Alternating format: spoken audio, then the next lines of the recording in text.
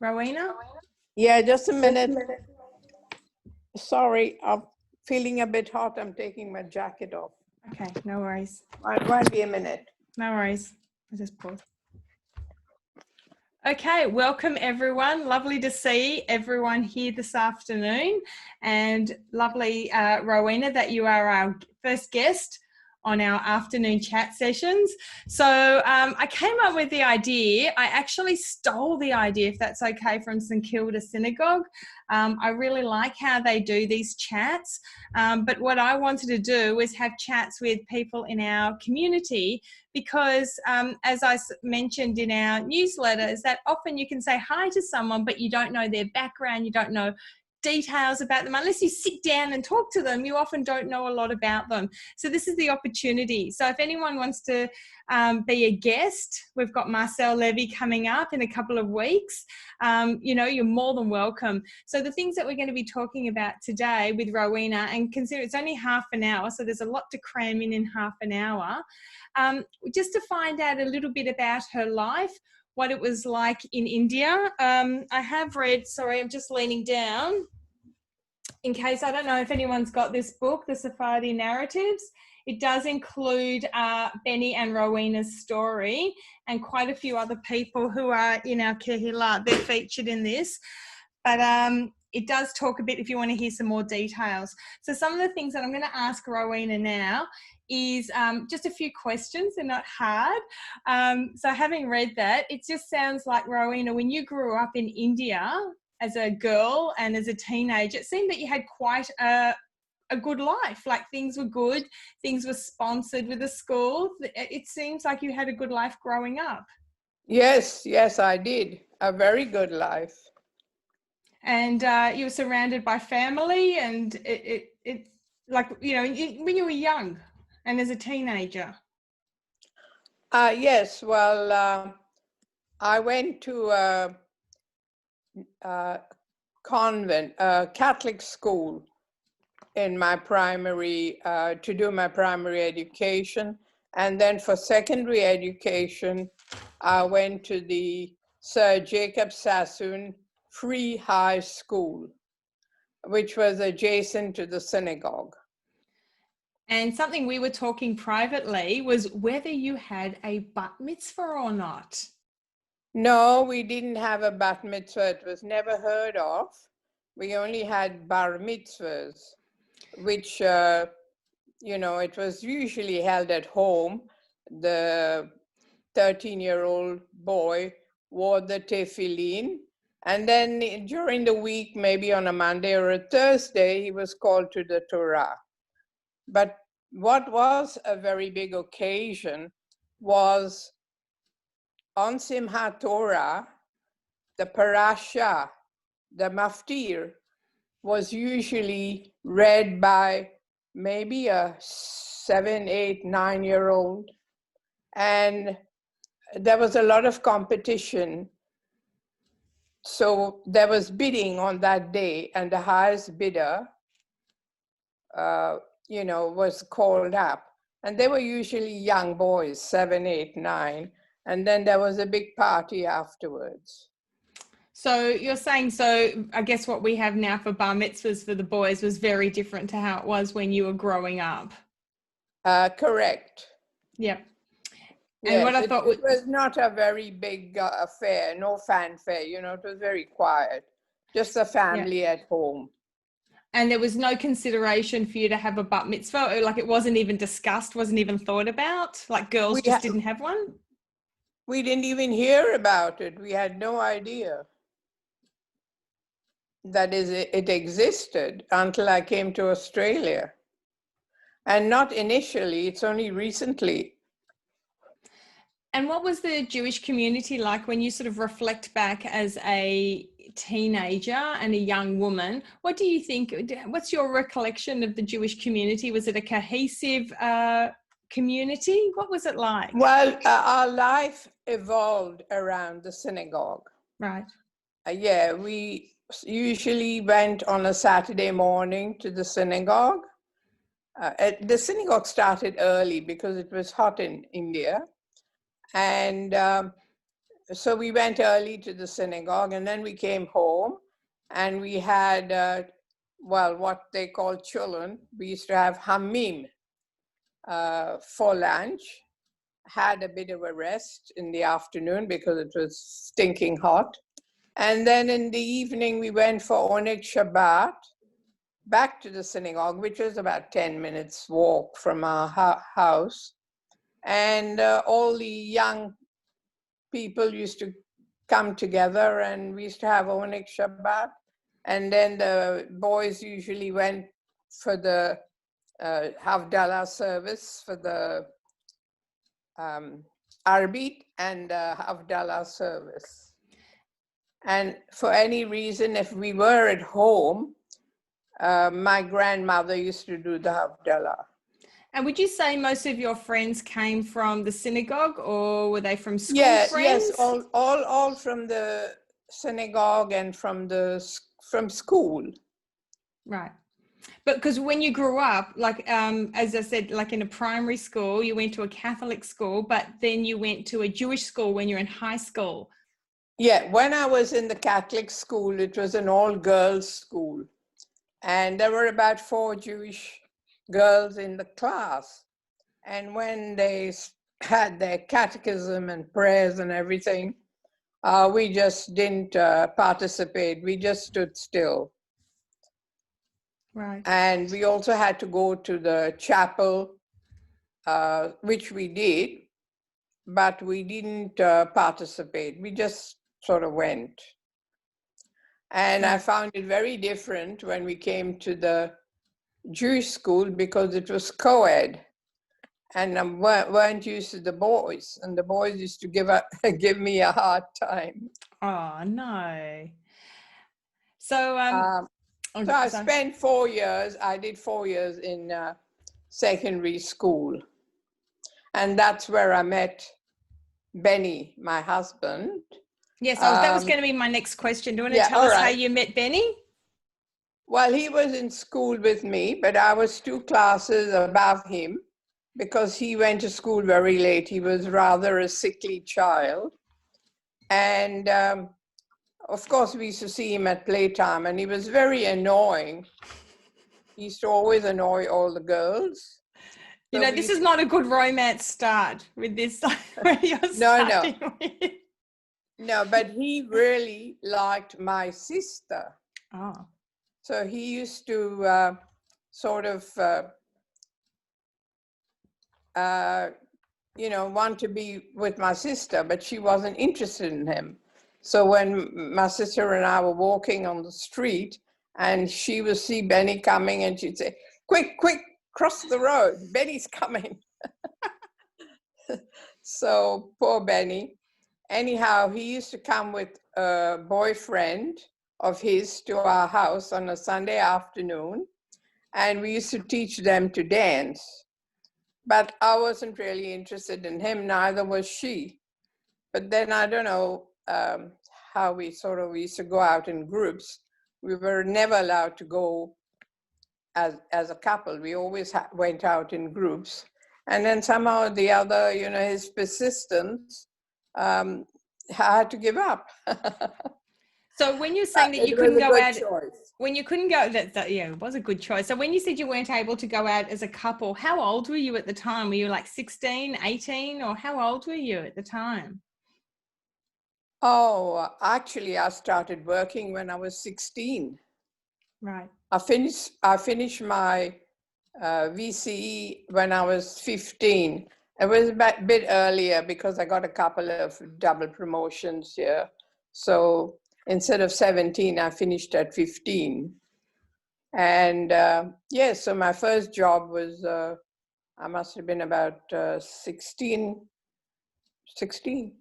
One thing that I found that was interesting when I was reading your story, and I think some of the things that we take for granted, was firstly, you didn't really have any kosher catering in India. But the other thing is that you couldn't eat meat, that if you wanted to eat, beef, because a cow is sacred, that if you wanted to eat beef, you had to put an application into the government. Yeah, well, we didn't bother. We just had goat meat because you know, we didn't bother. The cow was sacred. But the Bnei Israels, which was another sort of group of Indian Jews in India, they used to go and get permission from the government, but it was just too hard, so we didn't bother. We just had goat's meat. What about chicken and fish? Oh yeah, chicken, yes. Chicken was okay. Right. Mainly chicken. Okay. And so when you were there, like, you know, when we think of going to an Indian restaurant or eating Indian foods, you know, there's also a lot of vegan and vegetarian foods. Did you grow up with like a lot of vegetarian and vegan foods? Well, when we went out, we used to go to a vegan restaurant. Right. Were there a lot of them? Oh yes, quite a lot of them. Mm-hmm. And very nice Indian food, you know, vegan. And who did the cooking at home? Was it your mum or was it servants? My mum with the servants. Right. And so did she supervise them as far as the kashrut went?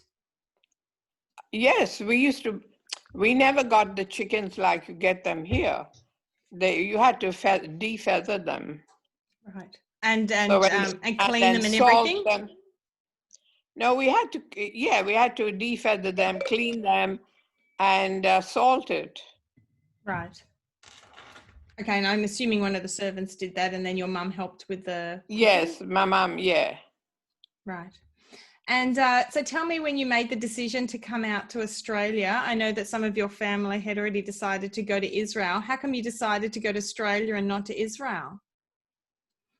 Well, because Benny's mother and sister, Benny's sister was married to a Holocaust survivor. So they met in London and got married, and he said, I'm not staying in London, I'm going back to Australia. Australia was very good to me. You know, he came here as a refugee after the war. And so Benny said, will you come? No, Benny wanted me to go to London initially. And I said, I'm not coming to London, it's too cold. I want to go to Israel. So he didn't want to go to Israel because in the profession that he was in advertising, he wouldn't get a job in Israel. So he was reluctant to go to Israel. Sorry, can I just interrupt you for a sec? What year is this, Rowena? Is Israel now a country? Has it been, you know, is it after 48 well, or before? I'm talking about the early 60s. Oh, okay. Okay. Yes. So then when his sister and mother and brother-in-law came back to Melbourne, Benny said to me, well, will you come with me to Australia? And I said, yeah, I'll come to Australia because, you know, what did I know about Australia except that there were kangaroos and beautiful beaches, you know. So I said, yes, I'll come to Australia. So that's how we came.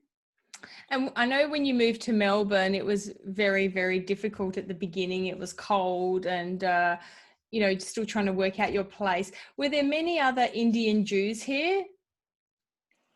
No, not at the time. We didn't know anybody except Lillian Frank. You know Lillian Frank? Mm-hmm. Lillian Frank she was very involved with the Melbourne Cup and all this, and she's now 90. So we knew her and her sister. So they invited us, and then my sister-in-law and brother-in-law, they took us everywhere and we met all their friends. And my son was born soon after we arrived. We arrived in 1964, March, 1st of March 1964, and he was born premature January 1965. So I just made it for the health insurance. Oh, that's good. So one of the things that I found interesting when you moved here is that you felt a little bit disconnected from the Jewish community, because basically it was a European Ashkenazi community. You know, you went to synagogue, you didn't understand the services, you didn't follow. Do you want to give us a quick rundown of what it was like feeling disconnected, and then what it was like when you saw the ad, when my late father-in-law put an ad in looking to create a Sephardi synagogue? Yes, well, we went for the Yom Kippur, I think it was, yes, to the Elwood Synagogue. And a friend of mine, I met this Jewish lady who was very good to me in my first job. She was the bookkeeper and I was the secretary. And I was wearing this beautiful Magen David, and she saw me in the toilet and she said, "Are you Jewish?" And I said, "Yes." So we became good friends. And that week, Benny used to go on Saturday morning to the Elwood Synagogue. And he met her husband over there and they started chatting. So he came home and said, "You know, I met this very nice young man from India and I'd like to invite him." And said, "Oh, I think his wife works with me." So of course they were very good to us and they befriended us. And for Yom Kippur, she told me, and by this time I was already 6 months pregnant. So she said, "You know, come to the Elwood Synagogue." So I said, "Okay, I'll come for Kol Nidre." So off I went, and they wouldn't let me in because they wanted a ticket. I said, "What ticket? You know, my friend's upstairs, she invited me." So they felt sorry for me and they let me go up. Of course, there was nowhere to sit, and she very kindly stood up and I sat down. And I felt very guilty. And of course, I didn't follow from the book what was going on. So I didn't go the next day. And when Maurice put the ad in the Jewish News, it was we had a meeting at Ken Becker's place it might have been 1965, early 1965. And then they decided to form a committee, and we had our first services at Moraban Synagogue. Now, I never traveled on Rosh Hashanah or Yom Kippur, so I didn't go. By this time, my son was already born. And Benny went. Benny went. He went for the services, and I didn't go. But the next service, no, sorry, I did go for Yom Kippur very reluctantly. Somebody gave us a lift over there, and it was very emotional, that service. So that would have been like the first Sephardi service that you'd been to while you were in Australia since you'd left India. Correct. Yes. That was in 1960. I think it was 1966. And so were you able to, once you started getting the Sephardi services together, were you able to reconnect, connect with other Indian Jewry? Did that give you an opportunity to connect with some other Indian Jews or not? No, I didn't know it. No, we didn't know anyone here at the time.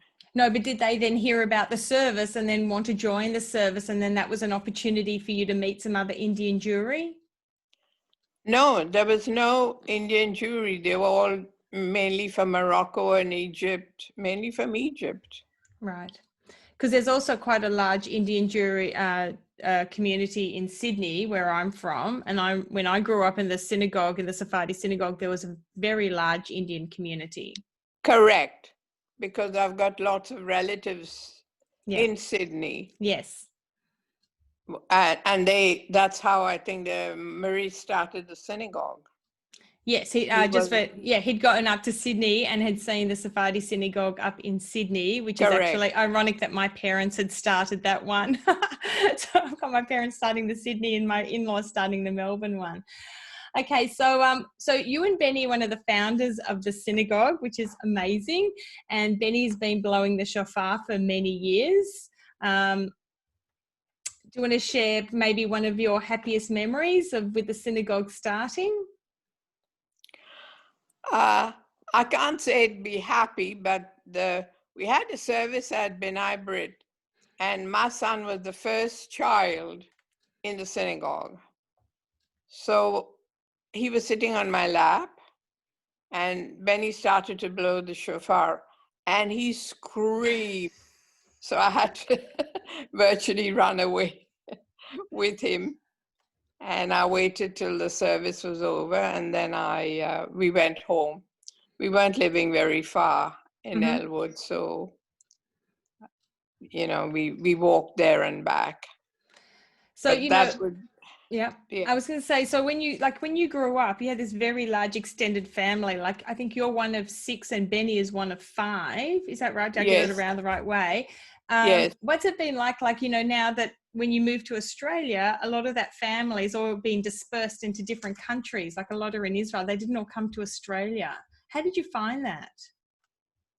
Are you talking about my siblings? Yes, and also with Benny's family as well.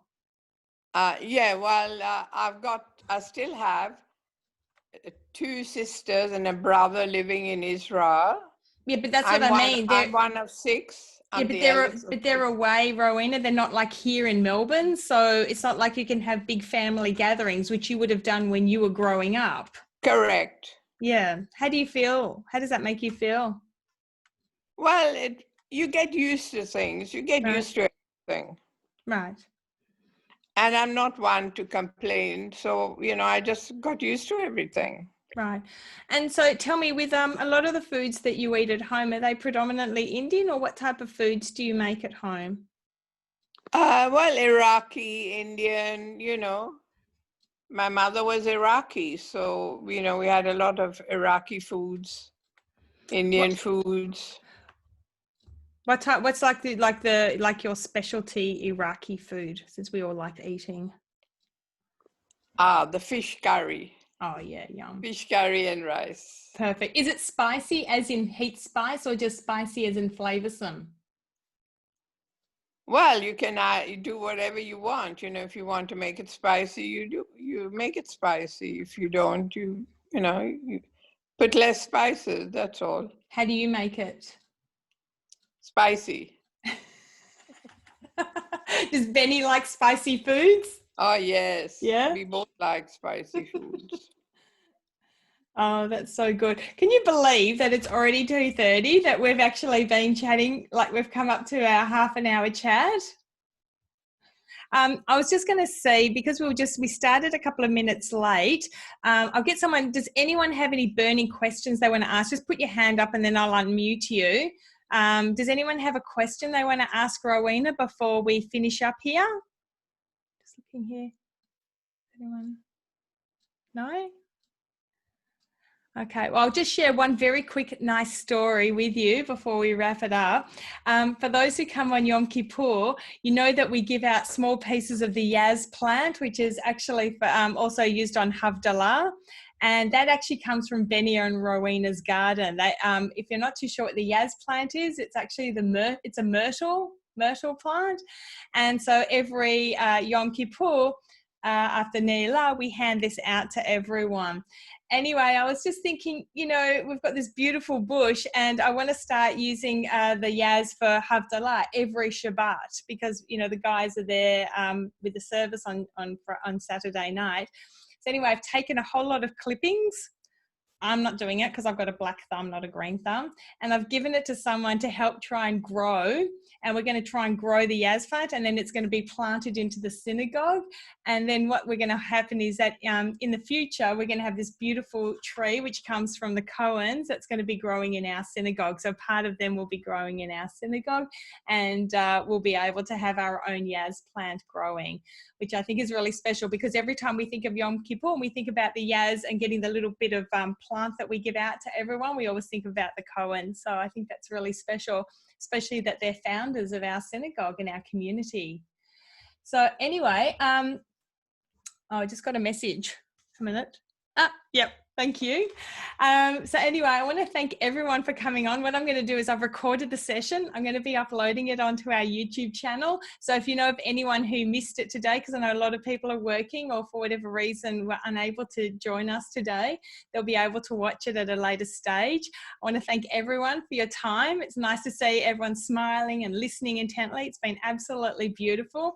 And Rowena, thank you so much for sharing your life with us. It's been such a joy to be able to chat and learn a little bit more about you. Thank you very much. And thanks for organizing. Well, not long enough. I know, it goes by quick. So don't forget, in 2 weeks' time, we've got Marcelle Levy. She's got 3 stories that she wants to share with us that really impacted her when she was a young woman. And for those who know Marcelle, she's got a cheeky smile and she's very, very good at baking. She's very well known for the baking. So anyway, it's going to be great. So I hope you can join us in 2 weeks. And as you know, if you can't make it, it's okay because everything's recorded. We can always watch it at a later stage. So thank you, everyone. Thanks for joining. It's so good to see everyone, and I hope you enjoy the rest of the afternoon. Thank you, Joanne. Okay, thanks everyone. See you. Bye. Bye. Thanks, everyone. Thank Bye. you. Bye.